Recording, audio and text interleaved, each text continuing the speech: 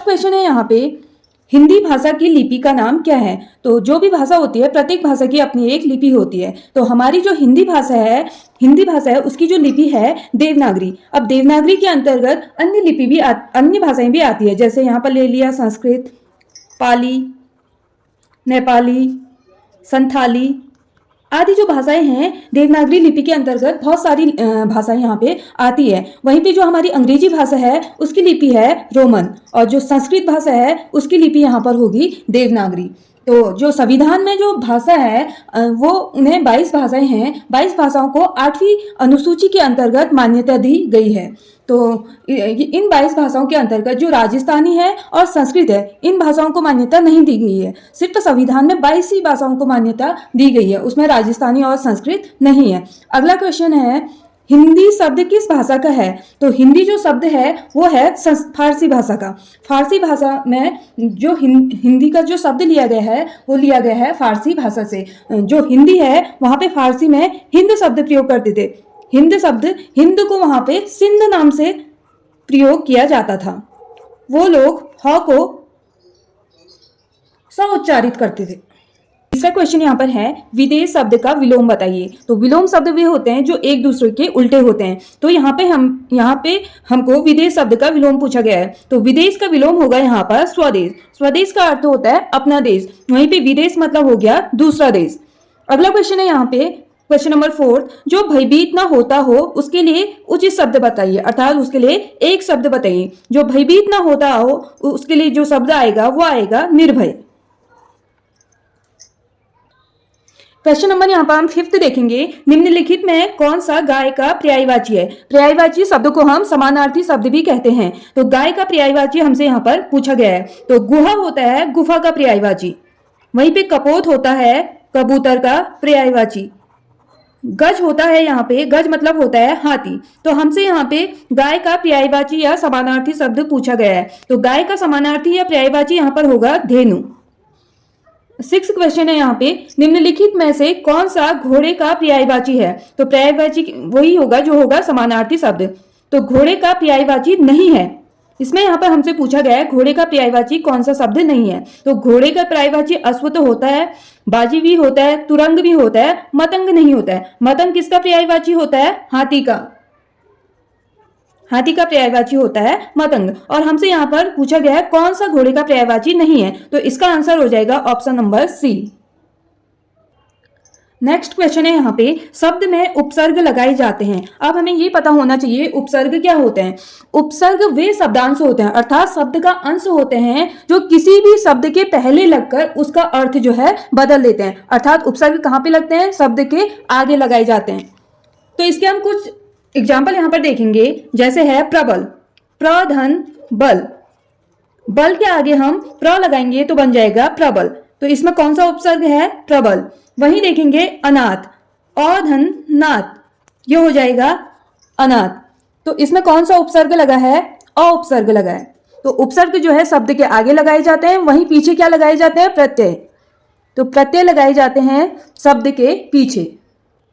अगला क्वेश्चन है यहाँ पे, किवाड़ शब्द का तत्सम बताइए। अब तत्सम शब्द वे होते हैं जो संस्कृत के शब्द होते हैं जो, तो यहाँ पर किवाड़ शब्द का तत्सम हो जाएगा कपाट।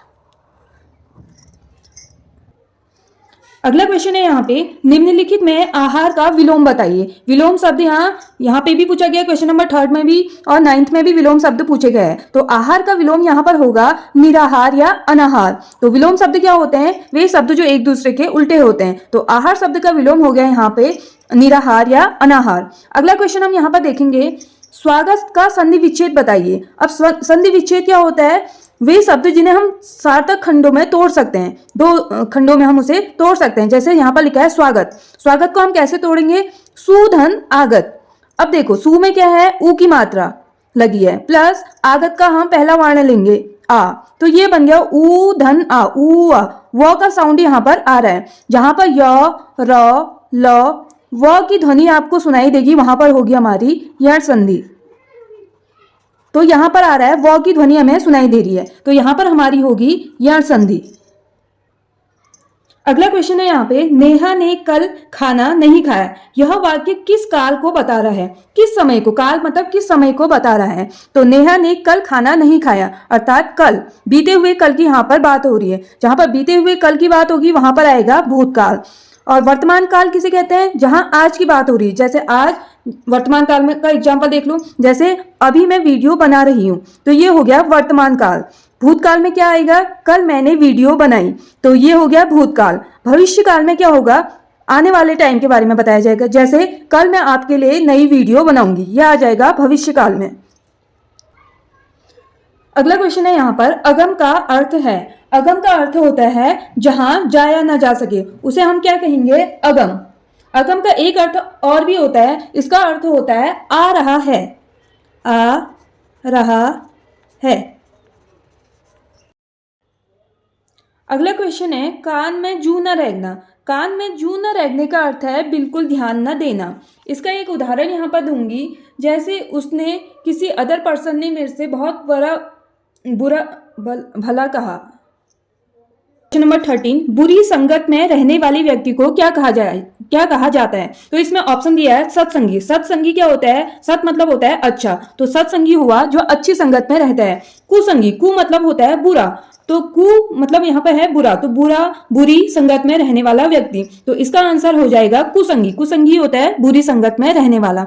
व्यसनी क्या होता है, जो गलत व्यसन करता है, जैसे दारू गुटखा आदि का व्यसन करता है, उसे हम कहेंगे व्यसनी। अब है यहाँ पर कटुभाषी। कटु मतलब होता है गंदा, जो गंदी भाषा का प्रयोग करता है, जैसे गाली गलौज का प्रयोग करता है, उसे हम क्या कहेंगे यहाँ पे, कटुभाषी। तो इसका आंसर यहाँ पर हो जाएगा बुरी संगत में रहने वाले व्यक्ति को कहा जाता है कुसंगी।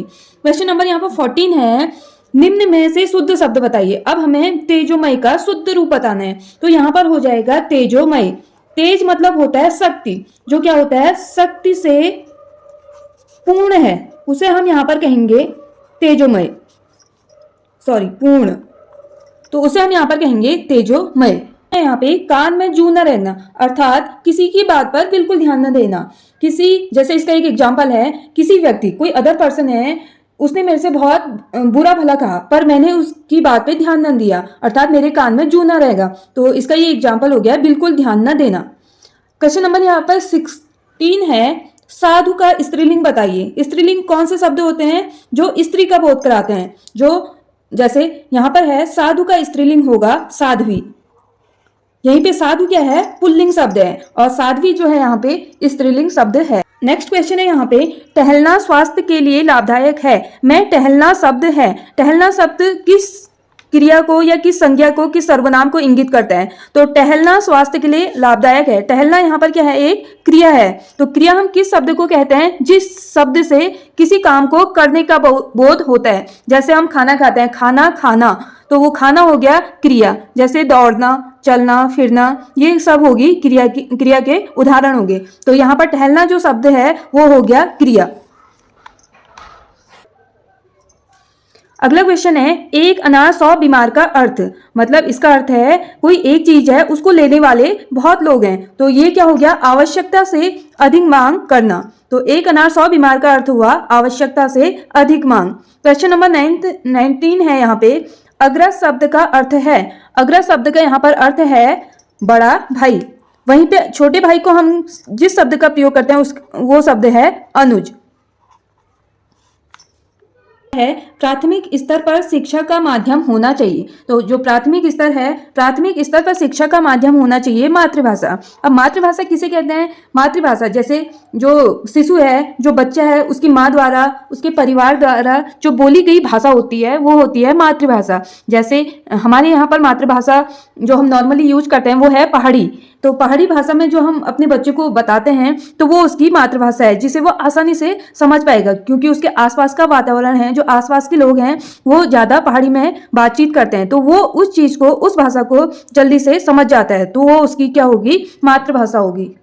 अब हमें यहाँ पर एक गद्यांश दिया गया है। गद्यांश के अंतर्गत यहाँ पर हमें दिए गए हैं 5 प्रश्न। इन 5 प्रश्नों का आंसर इसी गद्यांश में छिपा हुआ है। अब हमें क्या करना है, इस गद्यांश को हमें सावधानी पूर्वक पढ़ना है। समझो आपके 5 नंबर यहाँ पर फ्री हैं, बस क्या करना है, गद्यांश का एक एक शब्द आपको ध्यान से पढ़ना है। तो हम सबसे पहले इस गद्यांश को पढ़ते हैं। इसमें क्या कहा गया है, इसमें इस गद्यांश में ये लिखा गया है, संसार में प्राणियों के लिए ऊर्जा जो है आवश्यक है, हमारे लिए हो चाहे पेड़ पौधे के लिए, सभी के लिए ऊर्जा जरूरी है, तभी हम चल फिर काम कर सकते हैं। तो यहाँ पर जो पेड़ पौधे हैं वो कहाँ से ऊर्जा ग्रहण करते हैं, सूर्य से हमें पेड़ पौधों को ऊर्जा मिलती है।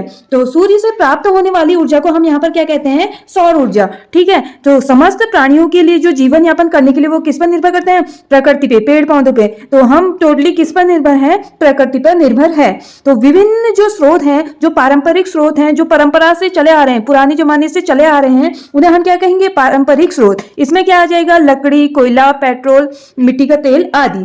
अब इन पारंपरिक स्रोत तो धीरे धीरे खत्म होते जा रहे हैं, तो अब हमें गैर पारंपरिक स्रोत की भी आवश्यकता महसूस होने लगी है। तो हम क्या कह रहे हैं, इस आधुनिक युग में, विज्ञान के इस युग में हम नए नए खोज करते आ रहे हैं। तो ये पारंपरिक स्रोतों से ही हम क्या निकाल रहे हैं, गैर पारंपरिक स्रोतों को भी हम निकाल रहे हैं। जैसे ईंधन वाली ऊर्जा, पवन ऊर्जा, हवा से जो हम ऊर्जा बना रहे हो उसे हम पवन ऊर्जा कहते हैं, जल से जो ऊर्जा बना रहे हैं उसे जल ऊर्जा कहते हैं, गैस ऊर्जा, सौर ऊर्जा, सूर्य से मिलने वाली ऊर्जा, परमाणु ऊर्जा जिसमें इलेक्ट्रॉन, प्रोटॉन, भूतापी ऊर्जा आदि ऊर्जा जो है वो गैर पारंपरिक ऊर्जा के जो है स्रोत हैं। इनकी जरूरत क्यों पड़ रही है, क्योंकि पारंपरिक जो ऊर्जा के स्रोत हैं वो धीरे धीरे खत्म होते जा रहे हैं। अब हम यहाँ पे गद्यांश का पहला प्रश्न देखेंगे, सूर्य से प्राप्त होने वाली ऊर्जा को क्या कहते हैं। तो सूर्य से प्राप्त होने वाली ऊर्जा को हम कहेंगे सौर ऊर्जा, जो हमारे गद्यांश में छिपा हुआ है। मैं आपको दिखा देती हूँ, सूर्य से मिलने वाली ऊर्जा को हम कहते हैं सौर ऊर्जा। अगला क्वेश्चन यहाँ पर है, समस्त प्राणी जीवन यापन के लिए निर्भर रहते हैं। तो समस्त प्राणी जीवन यापन के लिए प्रकृति पर निर्भर रहते हैं। तो इसका आंसर भी मैं आपको गद्यांश में दिखाती हूँ। इसका आंसर यह है, जीवन यापन करने के लिए हमें जो है प्रकृति पर निर्भर हम रहते हैं। अगला है क्वेश्चन नंबर 23, पारंपरिक ऊर्जा का स्रोत नहीं है। तो इसमें कौन सा पारंपरिक ऊर्जा का स्रोत नहीं है यहाँ पर, तो बिजली जो है पारंपरिक ऊर्जा का स्रोत नहीं है, ये गैर पारंपरिक ऊर्जा का स्रोत है, क्योंकि बिजली हम क्या करते हैं, बनाते हैं। तो हम इसका आंसर भी आपको गद्यांश में मिल जाएगा। अगला क्वेश्चन है यहाँ पे, विज्ञान की ऊर्जा के जो नए स्रोत निकाले हैं उन्हें क्या कहते हैं। नए स्रोतों को हम क्या कहते हैं, गैर पारंपरिक ऊर्जा के स्रोत। पेड़ पौधे ऊर्जा ग्रहण करते हैं। तो पेड़ पौधे ऊर्जा कहां से ग्रहण करते हैं, सूर्य से। इसका आंसर मैं आपको दिखाती हूं, सूर्य से। पेड़ पौधे, जो पैराग्राफ की फर्स्ट लाइन है उसमें इसका आंसर दिया गया है, जो पेड़ पौधे जो ऊर्जा ग्रहण करते हैं वो करते हैं सूर्य से।